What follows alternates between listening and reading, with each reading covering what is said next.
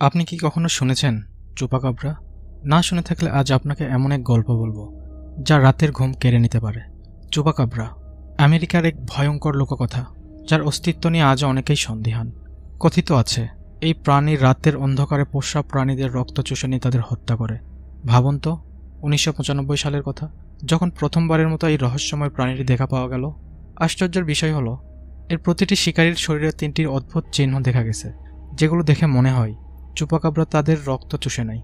এখন বলুন তো, আপনি কি কখনো ভেবেছেন যে এমন এক প্রাণী আছে যা 3 থেকে 4 ফুট উঁচু, যার লোম নেই, আর যার চোখ লাল, যা দুপায়ে হেঁটে চলতে পারে? অনেকেই দাবি করেছেন এই ভয়ঙ্কর প্রাণীটি তারা দেখেছেন। তাদের বর্ণনা অনুযায়ী চুপাকাব্রা দেখতে অনেকটা নির্জন কুকুরের মতো, যার চোখে লাল আগুনের মতো জলজলে দৃষ্টি। ভয়ঙ্কর না?